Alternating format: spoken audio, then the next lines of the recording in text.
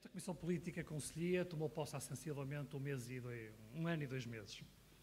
Herdamos aqui um partido, nesta cidade, nesta secção, em estado comatoso.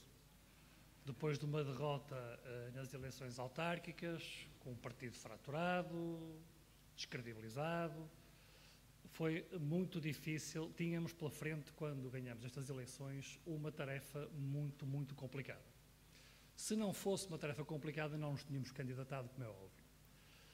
E foi nosso propósito, logo no início do nosso mandato, definir a nossa atuação política em 3 eixos fundamentais: unir o partido, mobilizar e credibilizar. Credibilizar o partido no Porto, credibilizar a maneira como as pessoas fazem política e estão na política. Unir o partido é fundamental. Depois temos o processo que passamos, esquecer isso. Não há culpados, fomos todos culpados do que aconteceu nas eleições autárquicas e é fundamental nós partirmos todos unidos, porque todos seremos poucos para os combates políticos que vamos ter pela frente. Eleições legislativas em 2015, que é desejável para o país que o PSD ganhe, e as eleições, preparar as eleições autárquicas em 2017 e tem-se, obviamente, fazer essas coisas com tempo, e é a partir do primeiro dia a seguir à derrota que se começa a preparar essa eleição de 2017. Vai ser uma tarefa extremamente difícil, porque o nosso partido tem governado num cenário de uma austeridade que não há memória nestes tempos, desde que a democracia em Portugal nunca se viveu com uma austeridade como esta, e é o nosso partido que está no poder a aplicar esta política de austeridade. E por isso, todos seremos poucos para ajudar o partido, a mobilizar o partido, para que a nossa vitória em 2015 nas legislativas seja uma realidade. Costuma-se dizer agora, com os tristes acontecimentos de França, que Je suis Charlie, não é? É importante que nós todos nos capacitemos, que não somos PSD este ano, e temos que focar o foco da nossa atividade política nestas eleições. É possível também, temos que mobilizar as pessoas e temos que credibilizar a forma de fazer política. Para isso, o PSD Porto usou as ferramentas que já dispõe há alguns anos e criou umas outras. Temos o Conselho Estratégico, que é brilhantemente coordenado pelo nosso companheiro, o professor Emílio Gomes, e pelo Dr. Paulo Lobo. Tem feito um trabalho pelas pessoas que têm envolvido no Conselho e pelas iniciativas que têm promovido, tem credibilizado e muito a maneira como a população e a sociedade civil está a ver o PSD, a maneira como nós fazemos política. Temos o Gabinete de Estudos, brilhantemente coordenado também pelo engenheiro Jorge Costa e pelo colega Dr. Jaime Gozado, que também tem promovido um conjunto de eventos e um conjunto de papers extremamente interessantes. Aqui queria realçar a última conferência que realizaram no último trimestre, que tivemos como convidados neste hotel também o professor Daniel Bessa e o Dr. Nunes de Almeida. Tivemos a sala a abarrotar de gente e um facto curioso: a esmagadora maioria das pessoas, para não dizer mais de 80% das pessoas que vieram assistir à nossa conferência, promovida pelo Gabinete de Estudos do PSD Porto, não eram militantes do partido. Muitos alunos da Escola de Gestão do Porto, muitos membros da Associação de Antigos Alunos da Faculdade da FEP, a plateia era diferente. Isto quer dizer que as pessoas estão a começar a acreditar, a sociedade civil, que o PSD do Porto produz pensamento político, produz eventos e que se está a reconciliar com a sociedade civil. Temos também uma coisa que foi criada no mandato anterior, no mandato presidido pelo nosso companheiro Engenheiro Ricardo Almeida, que são as secções temáticas. No mandato anterior, estas secções viraram-se muito e focaram muito na elaboração ou nos contributos, recolha de contributos para a elaboração do programa autárquico. Neste nosso mandato não faz muito sentido, porque não temos eleições autárquicas pela frente, mas faz sentido usar as mesmas secções temáticas e outras que criamos para produzir um documento que será um contributo do PSD do Porto ao programa eleitoral do PSD Nacional, e durante o mês de março entregaremos os nossos contributos para a elaboração do programa eleitoral às legislativas de 2015. Com estas 3 plataformas, temos mais de 200 pessoas a trabalhar em contínuo a produzir pensamento político no PSD do Porto, sendo que a esmagadora maioria destas pessoas não são militantes. Portanto, os 3 objetivos que nós nos propusemos atingir, unir, mobilizar, credibilizar, estão a ser atingidos. Durante o ano passado, em conversa com o nosso companheiro Alberto Lima, pusemos a questão de se fazer uma academia ainda durante o ano de 2013, inserido na estrutura de campanha eleitoral. Com este mandato decidimos reformular um bocadinho o esquema de funcionamento da academia e o formato já de todos vocês é de vocês conhecido, e para vos dizer que isto para nós é fundamental. Eu que tinha 10 anos e assisti a muitas conversas sobre política em minha casa. Sempre foi uma família muito politizada, quer antes do 25 de Abril, quer depois do 25 de Abril. E eu vi um nosso ilustre militante, comentador de televisão, que na altura era casado com uma familiar minha, uma prima minha, dizer em família que o PSD não tinha espaço político, estava condenado ao desaparecimento, estava entalado à direita por um partido que pertencia a uma família política como a Democracia Cristã, à esquerda um Partido Socialista que pertencia à Internacional Socialista, e o PSD não tinha ideologia e, portanto, aquilo era um epifenómeno que assentava muito na capacidade e no carisma do líder que tinha na altura, o líder fundador. Bom, quem leu, como eu tive cuidado de ler o pensamento de Sá Carneiro, vê-se que isso não é verdade, mas acho que é muito importante nós montarmos esta academia, essencialmente para jovens quadros, para terem a noção do que é que diferencia o pensamento político de uma pessoa que vota PSD e vem fundamentar o seu ponto de vista ideológico, e uma pessoa porque é que vota PS, ou é direita, ou é liberal, ou é comunista. Portanto, estas questões ideológicas são muito importantes. E por isso é que nós criamos esta academia, para aprofundar o conhecimento do que é que informa o nosso partido, e também para, nesta formação que recebem na academia, os alunos terem condições e conhecimentos básicos de noções de liderança. E foi nesse sentido que nós criamos a academia. Então, para fazer uma sessão especial, e estava para ser a abertura com o Dr. Santana Lopes, porque não há mais, poucas pessoas há no partido que conheceram tão de perto o Dr. Sá Carneiro como o Dr. Santana Lopes. Estou a olhar ali para a fila da frente para o Dr. Amanda Azevedo, que mesmo antes do Dr. Sá Carneiro ser líder do partido e fundar o partido, já muitos anos antes convivia com o Dr. Sá Carneiro aqui no Porto como advogado e como amigo. E, portanto, é daí o nosso convite, que gostaríamos que fosse na primeira sessão da Academia, com a abertura com o Dr. Santana Lopes. No dia 4 de dezembro, um dia triste para todos nós, também gostaríamos que assinalar essa efeméride com o Dr. Santana Lopes, mas foi possível hoje e mais vale tarde que nunca. Meus amigos, para terminar, nós temos o ano de 2015, uma batalha política pela frente extremamente exigente. Vai exigir de todos os militantes do partido uma grande mobilização, um grande empenho para que nós sejamos vencedores em 2015. Obrigado a todos pela vossa participação e, Dr. Santana Lopes, mais obrigado por ter aceito o nosso convite. Obrigado.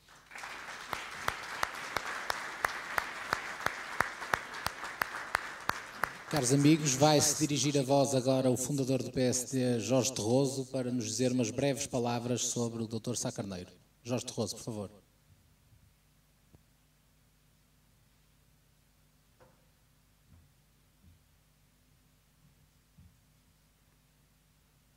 Antes de mais, queria agradecer o convite que me foi feito pelo Alberto Lima. Queria cumprimentar o Dr. Pedro Santana Lopes, conheço há 40 e tal anos, ou mais ou menos, e queria falar sobre uma pessoa com quem eu convivi como ninguém conviveu dentro do PPD. O Dr. Pedro Santana Lopes ainda diz PPD, PSD. Eu só digo PPD, nunca disse PSD, PPD. Partido para mim é PPD e vou morrer PPD. Tenho uma bandeira com PPD lá para cobrir o meu caixão.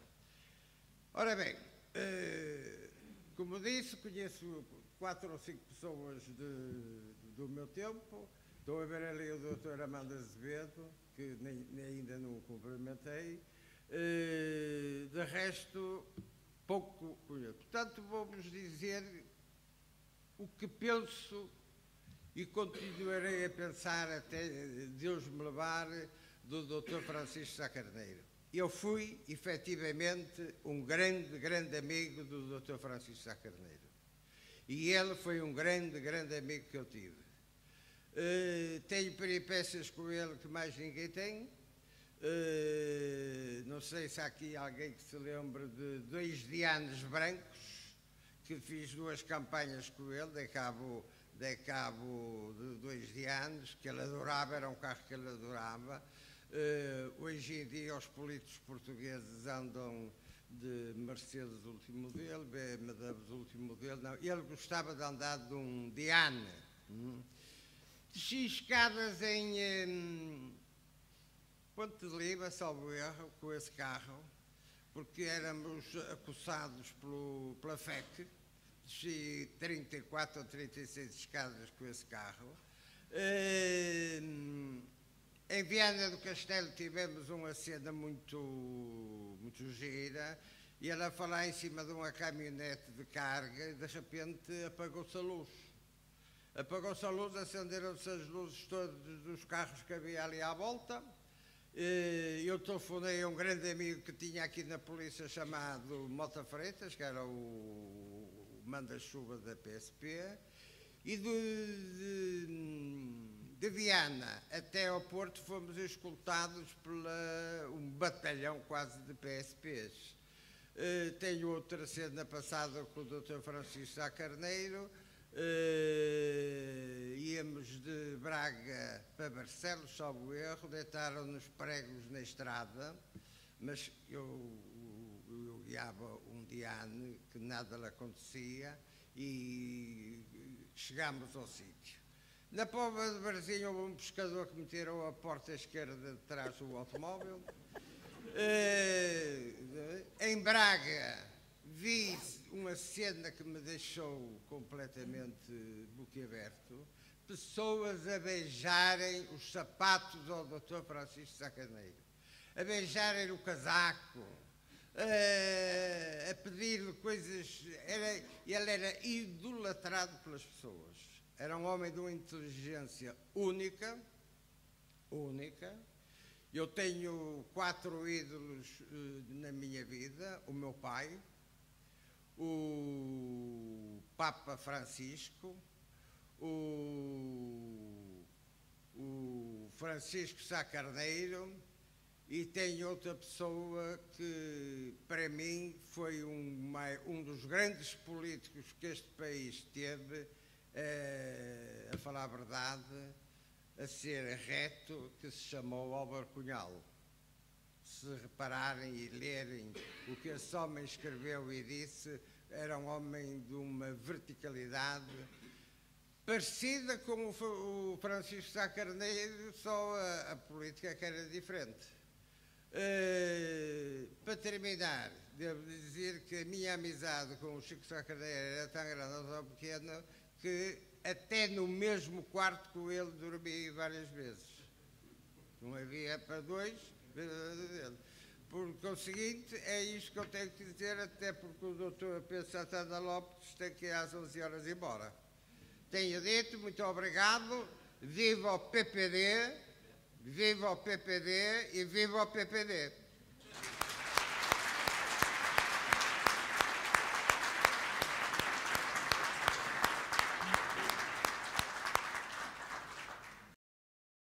Por terra a túnica em pedaços, agonizando a pátria está. Ó mocidade, ouça os teus passos, beija de frente, ergue-a nos braços, porque a pátria não morrerá. Com 7 lanças os traidores a trespassaram. Vede lá. Ó mocidade, unge-lhe as dores, beija nas mãos, cobre-a de flores, porque ela não morrerá.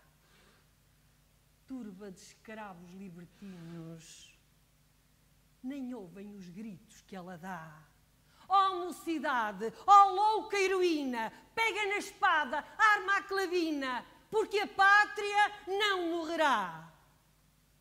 Já desfalece, já descora, balbucia, é morta já. Não, mocidade, vai sem demora, dá-lhe o teu sangue ébrio da aurora, porque a pátria não morrerá. rasga o teu peito sem cautela, dá-lhe o teu sangue todo, vá! Ó mocidade heroica e bela, morre a cantar, morre por ela, porque a pátria reviverá. Guerra Junqueiro.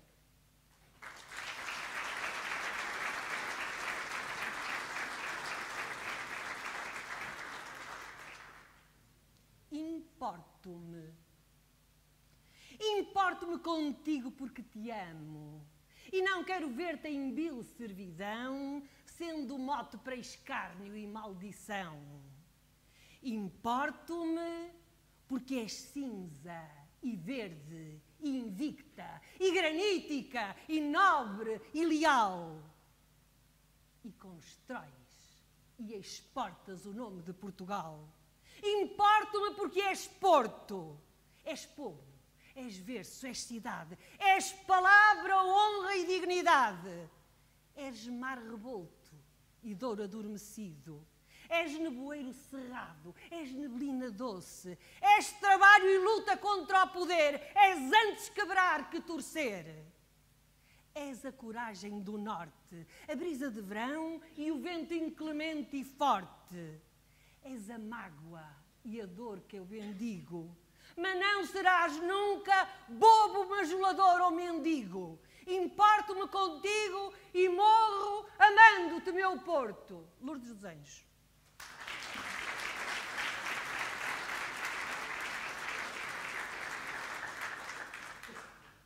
Muito obrigada e vou terminar este meu bocadinho para Francisco Sá Carneiro, esteja ele onde estiver. Parar não paro. Esquecer não esqueço. Se caráter custa caro, eu pago o preço. Pago, embora seja raro. Mas um homem não tem avesso. E o peso da pedra eu o comparo à força do seu arremesso. Um rio só se for claro. Correr sim, mas sem tropeço. Mas se tropeçar, não paro nem mereço. E que ninguém me dê amparo, nem me pergunte se padeço. Não sou nem serei avaro, e se o caráter custa caro, eu pago o preço. Sidónio Muralha.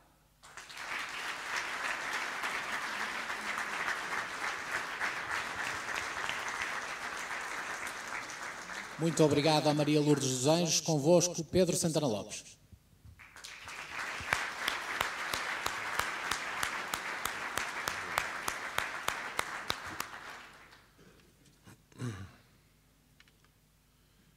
Quero começar, boa noite a todos, começar por agradecer o convite à Conselhia do Porto, ao Sr. Presidente, Sr. Miguel Seabra, ao Vice-Presidente e impulsionador desta Academia, Sá Carneiro, Alberto Lima, a quem agradeço a especial insistência para a organização deste dia. De facto, lembro-me que 4 de dezembro, por exemplo, foi adiado porque era o fim de semana em que havia um ato eleitoral no Porto e por isso, enfim, não foi considerado adequado.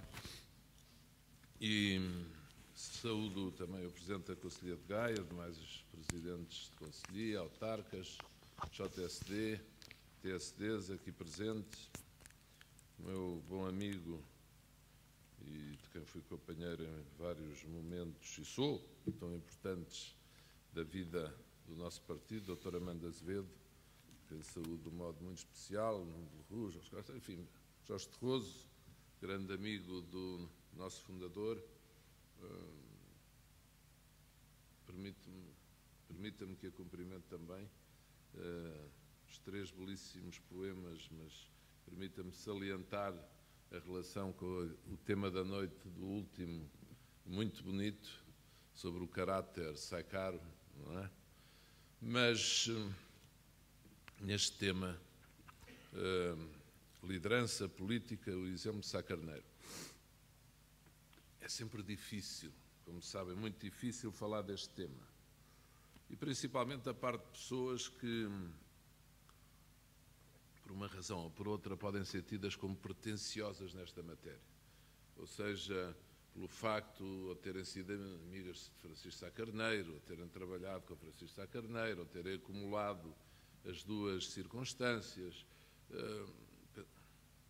poderem levar os outros a pensar por aquilo que dizem, que se julgam de alguma maneira detentores de algum especial direito de interpretação do pensamento de Francisco Sá Carneiro.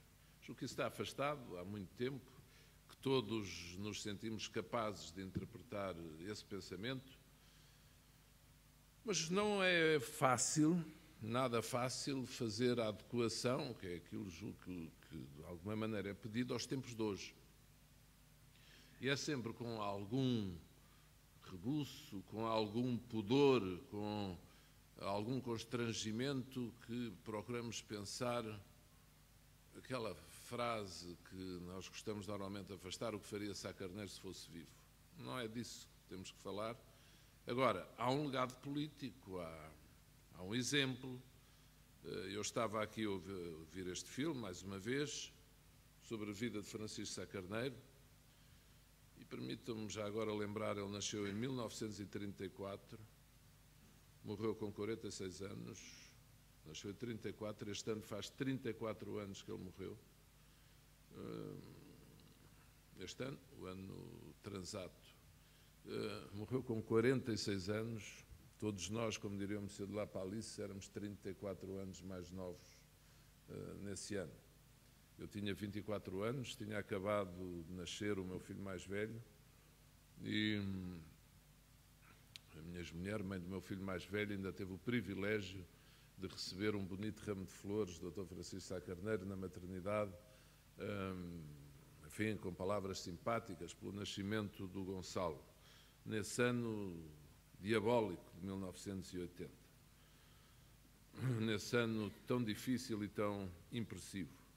Sá Carneiro, hoje em dia, já teria passado os 80 anos, faz impressão ver quanto tempo passou e faz impressão lembrar-nos daquilo que ele e muitos outros lutaram e, ao mesmo tempo, pensarmos em como tem estado difícil a situação no nosso país nestes anos que temos vivido. E todos nós, eu não era da sua geração, uma geração normalmente, enfim, são 20 e tal anos, outra coisa são levas geracionais. Sá Carneiro tinha mais ou menos um ano mais novo que a idade que o meu pai teria, mas todos nós, de várias idades naquela época, lutámos muito no movimento associativo, na vida partidária, eu sei lá, naqueles anos tão complexos. E depois, nestes 30 anos, quase nestas décadas de democracia, e é um pouco frustrante, a minha geração, as pessoas destas diferentes gerações, ver tudo o que se fez, tudo o que se passou, tudo o que se lutou, tudo o que se disse, tudo o que se calou, tudo o que se incentivou, tudo o que se exigiu, tudo o que se discutiu, tudo o que se debateu, tudo aquilo em que se compareceu, os quilómetros que se fizeram, os comícios em que interviemos, eu sei lá tanta coisa, as funções que exercemos, movidos pela maior das esperanças, e depois ver Portugal e o projeto da União Europeia, não só Portugal, chegarem à situação em que têm estado. Vamos falar aqui das razões todas, mas esta é uma realidade. Quando pensamos os próximos anos, e o exemplo de Francisco Sá Carneiro, e aquilo que admitimos fazer nos anos que aí vêm, somos obrigados a fazer um balanço do resultado da ação de nós todos durante estas décadas. Muita coisa melhorou, teste ser urubu, já temos urubus que cheguem nos órgãos de comunicação, nomeadamente em alguns programas televisivos, que antevêem sempre o pior para o país. Eu gosto de ser otimista, mas também gosto de ser realista. E não podemos deixar de fazer esse balanço e de pensar em como, na generalidade dos países, os partidos políticos estão a escolher figuras, pessoas, dirigentes, líderes da geração dos 30 anos, iniciando, de facto, uma ruptura com práticas políticas que foram seguidas durante décadas. Estamos num momento de transição, ao mesmo tempo inquietante e fascinante. Não sabemos, ou não é só o Syriza, não sabemos onde tudo o que está a acontecer e o que se vai passar nos próximos tempos nos vai levar. Uma certeza temos. Os sistemas políticos estão, ou vão estar, na União Europeia, nomeadamente, em profunda convulsão. Na generalidade dos países. Os ventos de além dos Pirineus, costumo dizer, demoram tempo a chegar cá. Chegam mais depressa à Espanha, pela lógica da geografia, mas chegam cá, normalmente. E veremos como é que eles chegam. E veremos como é que isso se traduz no funcionamento do sistema político. Segundo ponto que gostava de mencionar.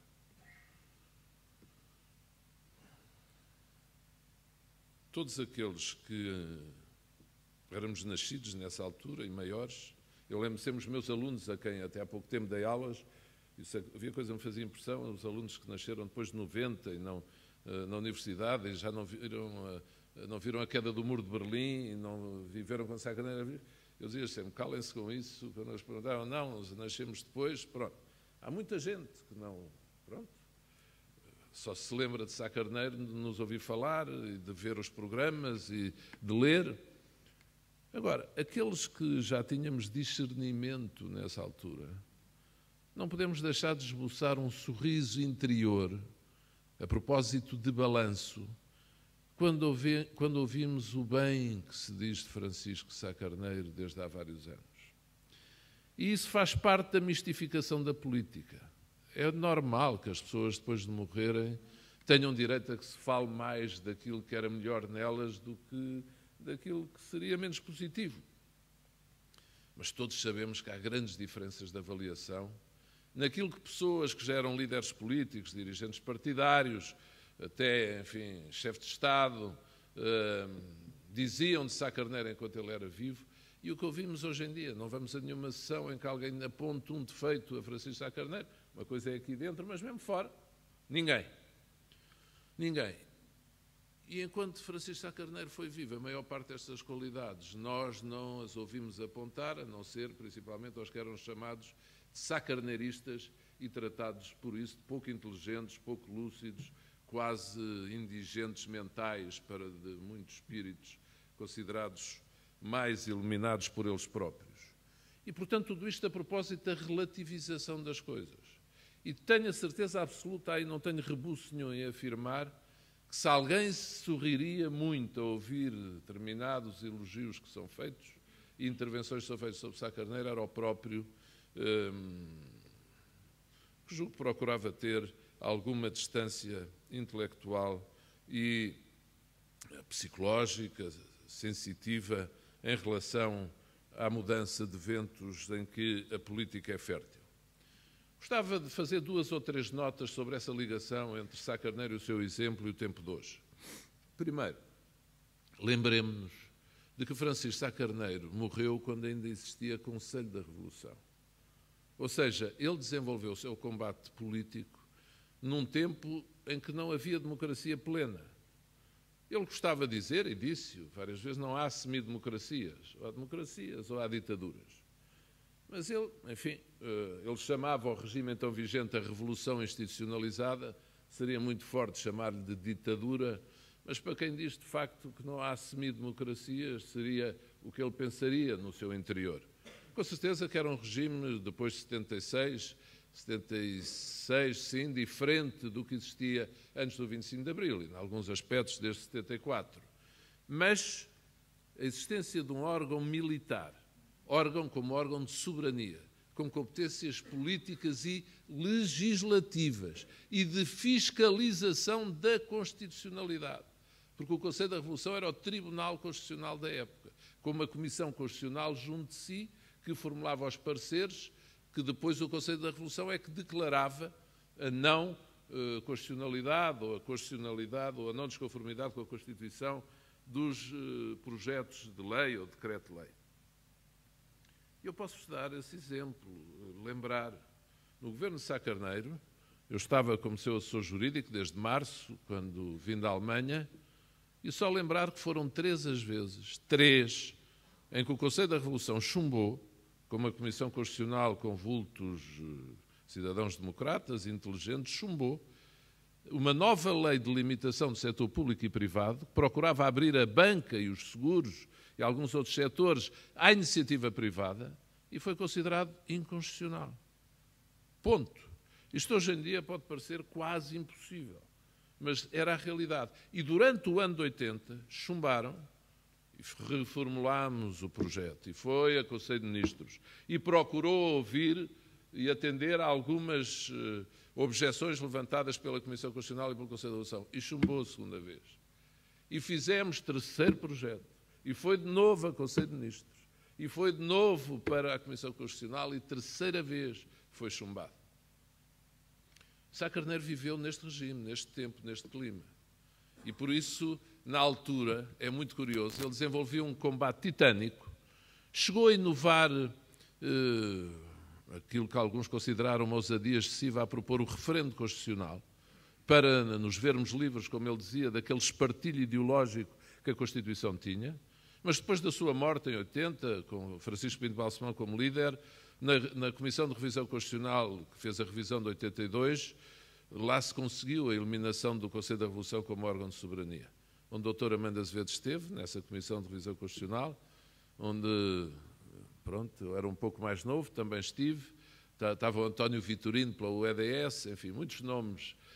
António Vitorino também teria uns 20 e tal anos na altura, hoje em dia falamos disso às vezes. Foi uma revisão constitucional extremamente difícil. E o general Lianes, que era Presidente da República ao tempo, chegou a ir à televisão e chegou a pôr nos jornais, ameaçar demitir-se da Presidência da República caso fossem reduzidos os poderes do Presidente. Foi mesmo assim. Estou a falar daquilo que me lembro, daquilo que estudei, daquilo que ainda agora conferi há cerca de um ano, para incluir no meu livro O Pecado Original sobre o sistema de governo português. E em 81, no primeiro 25 de abril, depois da morte de Sá Carneiro, de Linamar da Costa e daqueles que o acompanhavam, o governo de Francisco Pinto Balsemão propôs a Ordem da Liberdade para o nosso líder e Amar da Costa, principalmente, e não lhes foi atribuída. Foi recusada na altura. E o governo tomou uma atitude firme de protesto em relação a essa opção presidencial ou dos chanceleres das ordens na altura. Isto hoje em dia parece impossível com os elogios que ouvimos a Francisco Sá Carneiro. Mas era assim que se passava. Era assim que acontecia. 1980 acabou com o Primeiro-Ministro e o Presidente da República de relações cortadas. Passaram a relacionar-se por carta, por correspondência, porque de facto a ruptura estava a chegar ao extremo. É evidente que se a situação continuasse, Sá Carneiro não iria manter aquele estado de coisas que era absolutamente, dificilmente sustentável, impossível de continuar. E por isso ele tinha previsto, se Yanes ganhasse, ele sairia da chefia do governo e outro dirigente o substituiria na chefia do governo da Aliança Democrática. E, portanto, Sá Carneiro, como sabemos todos, lembro-me de um comício no Vimeiro, quando era Menezes Pimentel presidente do PSD, quando Sá Carneiro insistiu, carregou nesta ideia da revisão constitucional e do referendo constitucional. Nós podemos nos perguntar hoje em dia, perante a degradação dos sistemas políticos, o que está acontecendo na União Europeia, o descontentamento das pessoas com o funcionamento das instituições. Seria que Sá Carneiro, imaginemos líder do partido ou Presidente da República, teria uma atitude passiva em relação à necessidade da reforma do sistema político? Reforma efetiva do sistema político? Manda a Justiça sublinhar que em 82 foi possível acabar com o Conselho da Revolução por acordo entre o PSD, o PS, liderado por Mário Soares, e o CDS. E, portanto, os democratas estiveram aí unidos na normalização democrática do regime. E foi um marco importantíssimo. Mas fez-se a opção de rever a parte política da Constituição e continuou a carga ideológica na parte económica. Só esta nota, entre parênteses, em 85, 84, 85, o que deve parecer inverosímil para as pessoas mais novas, o PS ainda se opunha à abertura da televisão e dos meios de comunicação à iniciativa privada. dizia que era uma proposta reacionária. Já havia televisão por satélite, já a Europa do Leste começava a abanar com a informação que passava para o lado de lá, e ainda andávamos no combate por abrir a televisão à iniciativa privada. Isto já depois de Sá Carneiro, Cavaco Silva ganha as eleições em 85, e é depois aí que começa esse processo. E é bom lembrar, mais uma nota avulsa, mas Sá Carneiro, até morrer, disse: o que o general Ramalhianes quer é fazer um partido próprio, é tomar o poder, é desgastar e dar cabo dos partidos existentes e construir o seu projeto de poder pessoal. Foi chamado de tudo e mais alguma coisa. Em 1985, 5 anos depois dele morrer, não chegou aos 5 anos, as eleições foram a 6 de novembro de 85, o PRD foi constituído cerca de um ano antes, nasceu o partido do general Ramalhianes, que, enquanto Sá Carneiro foi vivo, era constantemente desmentido e negado, chamando-se Sá Carneiro, quase de, enfim, não vou dizer o quê, mas que tinha uma imaginação muito fértil e que era completamente falso. E Francisco Sá Carneiro morreu a lutar por essa reforma do sistema político. Eu já o contemplo, não tem problema. Houve vários de nós, na altura, no PSD, pronto, gostávamos que fosse Sá Carneiro o candidato a Presidente da República. Várias pessoas o pensavam, o defendiam. Mas, quer dizer, nunca viemos cá para fora dizer isso, discordar naquele combate tão difícil que ele estava a travar. E eu lembro-me, nos meus 24 anos, na altura, atrevidos, ter ido estar no gabinete de Sá Carneiro e perguntar-lhe: Soutor, mas porquê que não é o Soutor o candidato? O Soutor é que é o líder da coligação, porque é que não se candidata à Presidência da República? Se defende esse princípio, um governo, uma maioria, um presidente? E lembro-me de Sá Carneiro me ter respondido: oh, Pedro, eu não tenho força para pôr os militares do MFA nos quartéis. E tem que ser ainda um militar a liderar esse processo. Era o entendimento de Francisco Sá Carneiro. Não estou a dizer certo, se errado. Francisco Sá Carneiro convenceu-se disso e que tinha que eleger um militar que, e lembro-me, na altura, o Presidente da República presidia o Conselho da Revolução.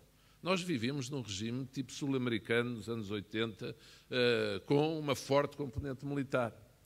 E, portanto, o que eu me pergunto, essa é a primeira nota, é uma personalidade como esta, que lutou da maneira como lutou, defendendo a ruptura democrática. Gostava de sublinhar isto hoje. Há 3 maneiras de mudar um sistema político: por reforma, mais ou menos profunda, por revolução, ou uma intermédia que é ruptura constitucional. Por exemplo, em Espanha, quando passou do antigo regime para a democracia, não foi através de revolução, foi por uma ruptura efetiva na ordem constitucional, mas segundo as normas previstas na própria Constituição. Pois aprovou-se uma nova Constituição por unanimidade, mas foi assim, não houve revolução. E Francisco Sá Carneiro defendia que era preciso haver um referendo à Constituição, ou um referendo que pelo menos afastasse o artigo 290, que era o dos limites materiais de revisão. Não vamos entrar em questões técnicas, como dizia ao jantar aqui o Firmino, e como falávamos na mesa, e ele se abre, estamos a falar de política, mas esta questão constitucional e do sistema político e do sistema de governo está em cima da mesa do país desde praticamente que o regime nasceu. E Francisco Sá Carneiro sempre a assumiu, e a questão que eu queria colocar é: seria que hoje, perante a evolução dos regimes europeus, perante o aparecimento destes fenómenos populistas que procuram misturar as ideologias de esquerda e direita, governos que misturam a extrema-esquerda com direita radical, com toda esta confusão e convulsão democrática, Francisco Sá Carneiro olharia para o nosso sistema político e diria: deixem estar. E quando falo da atitude de um líder, eu não me refiro ao nosso partido só, nem a este líder, que aliás já tentou apresentar um projeto de revisão constitucional logo nos primeiros tempos da sua liderança e que também foi acusado de muito radical, mas refiro-me à globalidade dos responsáveis pelo sistema político. Começar pelos primeiros responsáveis, desde o chefe de Estado, às generalidades dos dirigentes partidários, às forças vivas da sociedade. As pessoas dizem tão mal dos sistemas políticos, mas depois os sistemas políticos são a última coisa a ser mudada por aqueles que são os atores políticos. E, normalmente, as mudanças surgem depois de forma mais ou menos drástica, como está a acontecer agora na Grécia, mesmo que pelo voto popular. E, portanto, Eu pergunto, nós não temos que ser, com certeza, obcecados em seguir o legado político, seja de quem for. Mas se falamos muito em alguém como exemplo político, temos a obrigação de meditar nos ensinamentos políticos que tivemos e ver, será que hoje estamos a ir pelo mesmo um caminho equivalente? Não. E podemos chegar à conclusão, não estamos e fazemos muito bem. Mas estarmos conscientes disto. Se estamos na inércia ou se estamos a ser voluntariosos, conscientes da situação do país, conscientes da situação na União Europeia, na zona euro, e se estamos a agir para evitar os males maiores. Segunda nota que gostaria de sublinhar. Francisco Sá Carneiro, antes do 25 de Abril, tem uma ação muito conhecida, falou-se aqui nos seus artigos no Expresso, no Visto, obras que publicou, mas principalmente discursos que fez, e depois publicou esses discursos, e nós estive a ver esta semana, a sua preocupação com os direitos, liberdades e garantias. E gostava de sublinhar que a alusão que vou fazer não tem rigorosamente nada a ver com processos judiciais atuais ou recentes, mais mediáticos, nada. É uma reflexão em torno dos princípios. Será que o modo como são respeitados os direitos, liberdades e garantias, a dignidade da pessoa humana, nos tempos de hoje, pelos sistemas de hoje, com certeza a questão do segredo de justiça, que ou há ou não há, a distribuição de poderes em termos equitativos, equilibrados, democráticos, de acordo com o que deve ser a regra dos checks and balances de um Estado democrático de direito. Será tudo o que se passa com, muitas vezes, julgamentos sumários, com os atrasos na justiça, pese as reformas, nomeadamente corajosa, como esta que a Ministra da Justiça, Paula Teixeira da Cruz, e o Governo levaram por diante? Mas, perante esta situação, a posição de Francisco Sá Carneiro, ou de quem fosse como ele, vamos dizer assim para não dizer ele, de quem fosse parecido com Francisco Sá Carneiro no pensamento, seria de fazer de conta que estas situações não existem, tentar o aproveitamento oportunístico das conjunturas, fazer mais ou menos alianças com aquela instância do Poder Judicial, ou da magistratura, ou da comunicação social, ou de entidades mais ou menos organizadas na sociedade portuguesa, ou seria, pelo contrário, a dizer de modo claro, fosse Presidente da República, fosse líder partidário, aquilo que era preciso fazer para que essas situações de distorção ou mesmo ofensa ao Estado Democrático de Direito não acontecessem. Quem defendeu os direitos, liberdades e garantias daquela maneira antes do 25 de Abril, na própria Assembleia Nacional, na cara do próprio regime, o que faria hoje em dia? A generalidade das pessoas, graças a Deus, não sabe o que é estar sentada num banco de tribunal e a ser julgado. E, principalmente, estar sem culpa, que acontece, como é evidente, em todos os Estados do mundo, pode acontecer. Depois há o erro judicial, há as sentenças bem fundadas, bem fundamentadas, acórdãos, mas como se defende aquele que é inocente, aquela que é inocente? A atual Ministra da Administração Interna, que foi por mim nomeada enquanto Primeiro-Ministro diretora do Centro de Estudos Judiciários, tem umas teorias, considero muito interessantes, sobre a socialização da pena.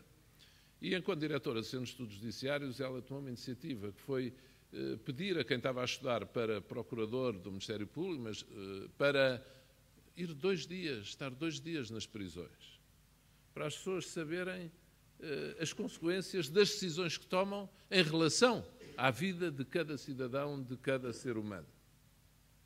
E a questão que eu coloco ao partido, à coligação, à oposição, ao regime, ao chefe de Estado, é: será que nós estamos a agir de acordo com a consciência, permitam-me a expressão, do Estado Democrático de Direito, com os seus princípios, os seus valores, o chamado direito natural? É uma questão que deixo à vossa consideração. Terceira nota, a questão da justiça social. Há hoje em dia uma minoria silenciosa. A minoria, de facto, os que mais sofrem, muitas vezes, não são capazes de dizer algo, estão a sofrer por falta de recursos e falta de rendimentos. Alguns chamam-lhe a pobreza envergonhada.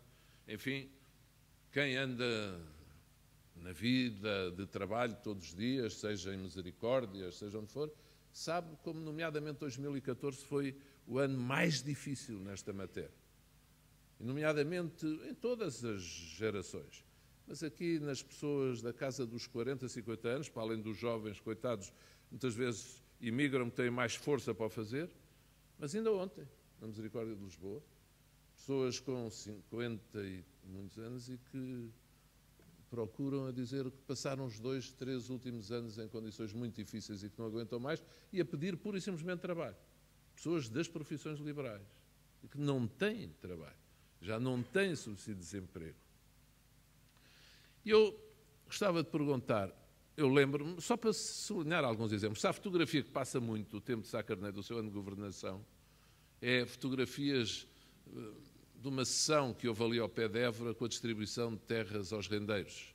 Francisco Sá Carneiro aprovou legislação nesse sentido, havia a reforma agrária ainda, terras ocupadas, herdades ocupadas, e Francisco Sá Carneiro tinha havido a Lei Barreto no governo PS e PS-CDS, e Francisco Sá Carneiro, no seu governo, 79-80, resolveu aprovar a legislação que permitia a entrega de títulos de propriedade, embora com algumas limitações, mas e de exploração de terra aos rendeiros.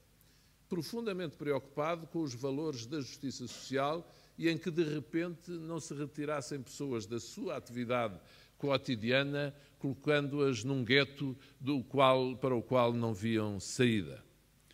Francisco Sá Carneiro tomou várias outras medidas desses a estes, mas, para além da questão da justiça social, eu gostava de sublinhar a sua capacidade de olhar para todo o território e aqui ligar o problema da desertificação do território, problema gravíssimo, sempre gosto de sublinhar, que Portugal conhece de uma maneira muito vincada e para cuja recuperação vai ser preciso trabalhar muitíssimo.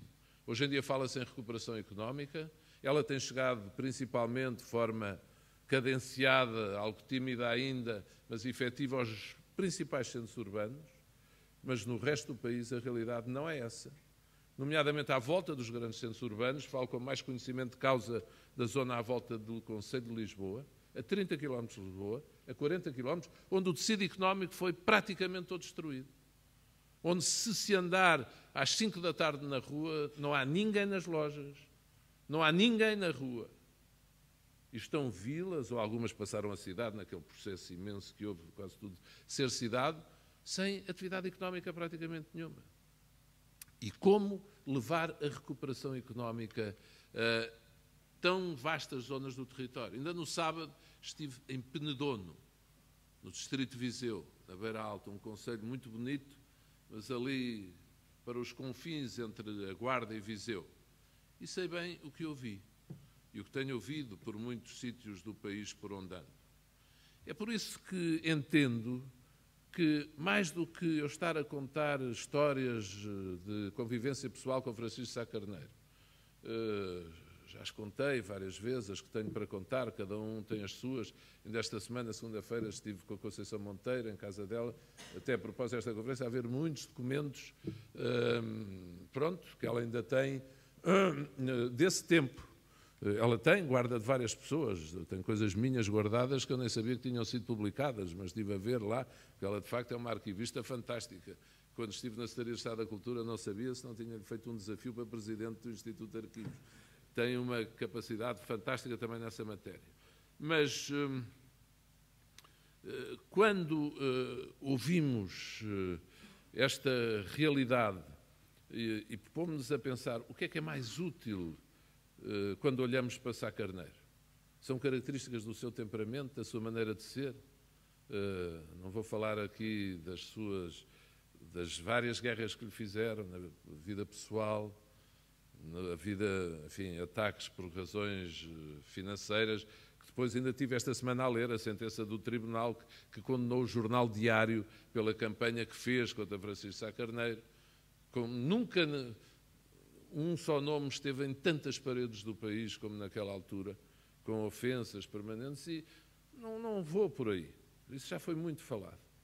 Agora, num ano em que vamos ter eleições especiais, que são sempre especiais as eleições, e legislativas, e depois, no próximo ano também presidenciais, são escolhas depois de um período absolutamente excepcional, se Deus quiser, na vida do país. Já tinha havido intervenções externas outras antes, mas nunca como esta. portanto, a escolha que vamos fazer, nós temos que pensar bem, isto Sá Carneiro toda a gente reconhece, tinha uma capacidade fantástica de antever. Costumava-se dizer de ver antes dos outros, de intuir, de adivinhar o que se ia passar. E depois dizia-se, pronto, lá teve ele mais uma vez razão antes do tempo. Não é que tivesse sempre razão. Deificar as pessoas dessa maneira é caricato. Mas tinha de facto essa capacidade notável. E nós também aí temos de seguir um bocadinho o exemplo. Deixa-me lá tentar perceber, faça a lição do que aconteceu até hoje, o que é que eu não quero que volte a passar. E quantas vezes os portugueses já escolheram em eleições e depois ao fim de 4 anos ou de 5 anos já não podem nem ver as pessoas que escolheram. E sentem-se ludibriadas e sentem-se enganadas. E porquê? Porque vivemos nesta tal mistificação permanente, que é dizer mal ou dizer bem sem aprofundar os assuntos. Eu ainda hoje falava com representantes da comunicação social à tarde, no fim de uma reunião da Misericórdia, em off, e lhes pedia isso. Olhem para a história mesmo só da democracia portuguesa. E antes de aceitarem qualquer teoria que vos queiram vender, preparemos-nos todos, estudemos todos para saber se aquela teoria tem pés ou cabeça. Quando nos dizem, não pode ser assim, ou tem de ser assim, pensemos, mas será que tem de ser assim? Ou será que não pode ser assim? Esse é outro exemplo, acho eu, óbvio, de Francisco Sá Carneiro. Recusar os unanimismos, recusar as lérias políticas, lutar. Uma pessoa podia ir um ano para fora, voltava a Portugal, e não havia telemóveis na altura, não havia a globalização, e sabia em que estrada é que ia encontrar Francisco Sá Carneiro, porque ele era muito firme na estratégia. Diziam-lhe, é teimoso. Depende da perspectiva. Muito firme.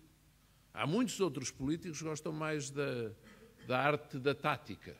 Nunca sabemos bem em que estrada é que estão. Podemos dizer que temos hoje um líder a quem reconheço também inequívoca coerência estratégica. Eu confesso que gosto assim. Faz mais confusão se for lá fora e voltar aqui não saber o que é que está a dizer uma pessoa que devo apoiar ou que pede o meu apoio. E já houve fases da vida de todos nós em que às vezes sentimos o nosso partido mais próximo do caminho, outras vezes mais próximo do outro. Estou a pôr de fora circunstâncias de elevado interesse nacional que levaram a opções várias ou distintas, nomeadamente em 83, com a formação do governo do Bloco Central, ditado por razões patrióticas, que eu na altura, na minha irreverência, combati muito, mas que ainda tive a ocasião de dizer em vida do engenheiro Eurico de Melo, de dizer que reconhecia alguns exageros do então grupo da Nova Esperança. Mas tirar lições, mesmo lições do pensamento político, para os atos políticos que queiramos assumir. Porque é fácil, quando vamos escolher, dizer assim, não, vou por aqui. É fácil, quando ouvimos violar princípios e regras do Estado de Direito, dizer, isso não, isso dá muito barulho. Se falamos nisso, cai-nos a imprensa toda em cima. A Francisco Sá Carneiro, quem o conheceu aqui sabe isto, não estou exageradamente, nunca se importou com isso, se achasse que aquele era o caminho, que era correto. É a tal frase que essa sim conta, é um testemunho pessoal. E que, quando foi aquele, doutor Amanda Azevedo, a ruptura no grupo parlamentar, em 78, na votação do orçamento do governo Mota Pinto, e que no dia seguinte Francisco Sá Carneiro saiu mais de metade do grupo parlamentar, e ele tinha contra, é absolutamente notável, se faço só esta nota, ele tinha contra só isto, só havia comunicação social estatizada. Depois havia o Jornal Novo e mais o Dia.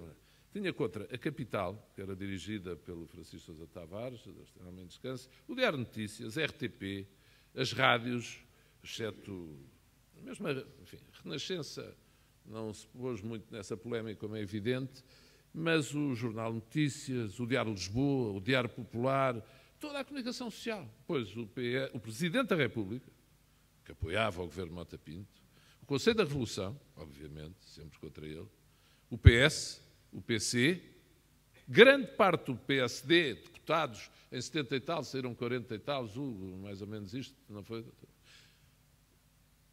E até o CDS que estava contra o Dr. Sá Carneiro.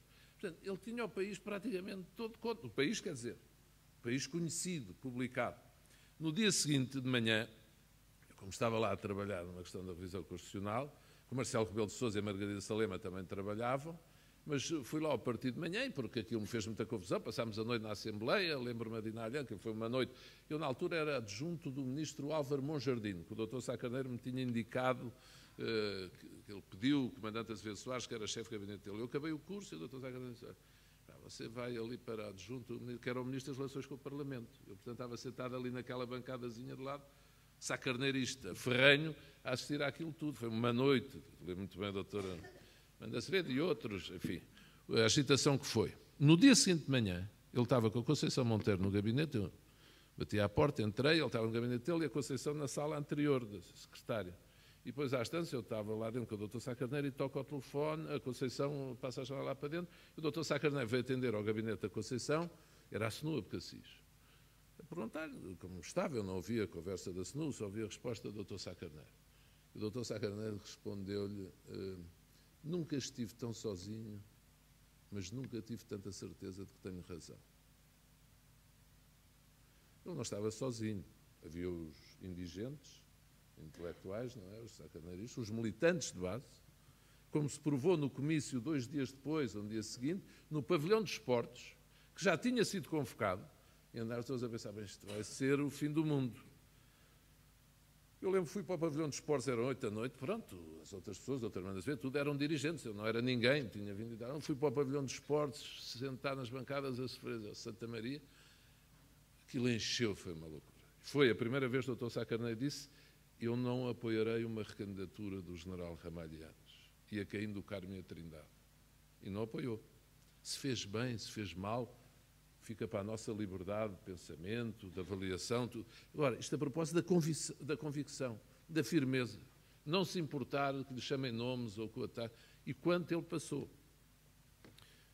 Lá partiu, a 4 de dezembro de 80... Quer dizer, acho que, de facto, os seus adversários lhe reconheceram depois, e temos que estar contentes com isso, a dimensão de estadista. Que isso era o principal, e era aquilo que nós todos, que gostávamos muito dele, todos nós, tínhamos pena que não lhe reconhecessem, porque ele era mesmo um estadista. A tal frase: primeiro o país, só depois a democracia, só depois a social-democracia, as opções que tomou enquanto Primeiro-Ministro, o seu perfil institucional, a sua calma, a sua serenidade, a maneira como ele se comportou em tantas crises, até a crise dos pescadores capturados pela Frente Polisário, o modo como ele geriu tudo aquilo, granjeou-lhe todo aquele... O carisma já ele tinha, mas toda a admiração dos que trabalharam com ele e de muitos seus adversários. Portanto, primeira questão, sistema político. Segunda, direitos, liberdades e garantias. E não estou a dizer por ordem de importância. Ordenem como quiserem. Terceiro, a justiça na distribuição dos recursos e do rendimento, nomeadamente por todo o território. Está presente na generalidade das suas opções. E é por isso que, quando pensamos e quando todos temos decisões para tomar, quanto mais não seja o voto, que é um ato importantíssimo em democracia, não faz mal nenhum, só faz bem, de facto, lembrarmos do exemplo de um homem de exceção como Francisco Sá Carneiro é. E, por isso, gostava de vos felicitar mais uma vez por esta iniciativa e de a felicitar por aquele poema tão bonito dedicado a Francisco Sá Carneiro e ao seu caráter e ao seu exemplo. Gostava de dar uma palavra sobre o Conselho do Porto. Espero que o partido, depois de tempos muito difíceis, como foi aqui sublinhado, tempos de choque político, desilusão política, como foi sublinhado aqui pelo Presidente da Conselhia, Miguel Seabra, encontre o seu norte, o seu rumo. Gosto de ver que está a trabalhar com esta serenidade. Lá está, pensamento político, aprofundando o pensamento sobre as matérias, sobre as questões que se colocam a todos nós, e que saiba com ousadia e pensamento grande e elevado pensar qual a melhor solução para que o Porto continue na rota de visível desenvolvimento, mesmo que setores da população não o conheçam, em que tem estado. Por obra, com certeza, do anterior Presidente da Câmara e de Rui Rio e daqueles que trabalharam com ele, e, com certeza, por obra daqueles que hoje, na maioria camarária ou na oposição, procuram fazer o melhor pela cidade, nomeadamente o Presidente da Câmara, Rui Moreira, com quem hoje também estive. E, portanto, que o PPD-PSD, na sua lucidez, também inspirado na força deste exemplo, veja claro, pense claro, corajoso, determinado e consiga ver o seu caminho. O do Porto, e não só, e o de Gaia e de outras terras aqui à volta. E para acabar, como se deve, pedindo desculpa pelos erros cometidos, peço desculpa ao Sr. Vice-Presidente da Distrital não ter nomeado logo no início e agradeço também a sua presença, aos membros da Distrital e um abraço a todos. Muito obrigado pelo convite.